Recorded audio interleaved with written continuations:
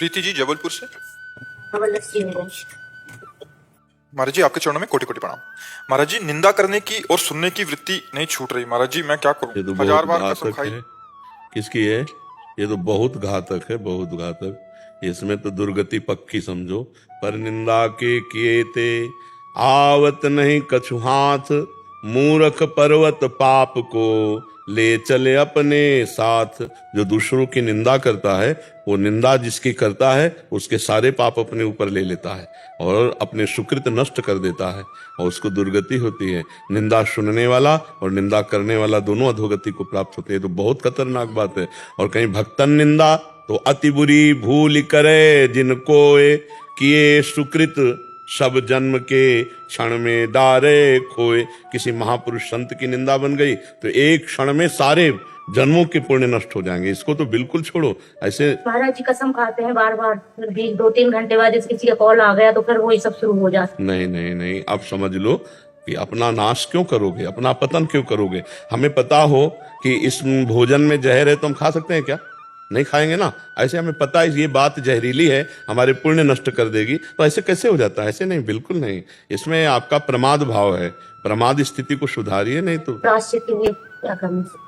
आज से नियम ले लो कि मैं किसी की निंदा नहीं करूंगी और किसी को निंदा करेगा तो कान में अंगुली डाल लूंगी।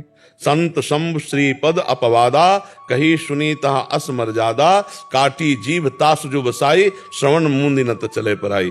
जहां भगवान की, संतों की, भक्तों की निंदा हो रही हो, वहां हमारा बल हो तो उसकी जबान बंद कर दे, उन्हें तो कान में अंगुली डाल के वहां से सभा का त्याग कर दे। शास्त्रीय मर्यादा। ऐसे थोड़ी कि हम किसी की निंदा करें और हम सुखी रहें। अभी तो कोई फल नहीं जागृत हुआ, फल जागृत होगा तो जानते हो इसके फल क्या होते हैं? गलित कुष्ठ, नाना प्रकार के घृणित रोग, जिससे तुम्हें कुछ छुएगा नहीं, ऐसे रोग पैदा हो जाएंगे।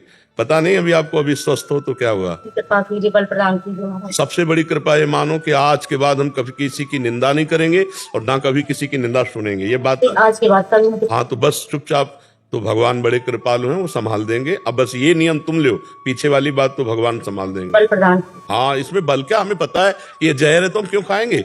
हम जहर को क्यों खाएंगे? जानबूझ नर संग्रह करें तो कहो उमाते काहे न मरही। जो जानबूझ कर जहर खाओगे तो मरोगे नहीं। अब जानबूझ कर दूसरों की निंदा करोगे तो पाप आएगा, पाप का जब फल आएगा तो फिर सड़ोगे। पक्का समझो, ये शास्त्रीय प्रमाण। ये तो बहुत भयावह है, इससे हम डरते हैं। कभी किसी की निंदा करना, किसी की निंदा सुनना, इससे तो सब पुण्य नष्ट हो जाते हैं। आप भजन नहीं करती इसलिए है, भजन करो तो अभी डर घुस जाए, आपका भजन छूट जाएगा, आपके पुण्य नष्ट हो जाएंगे। पर आपके पास पुण्य है ही नहीं, तो इसीलिए आपको अच्छा लगता है दूसरे की निंदा करना, दूसरे की निंदा सुनना।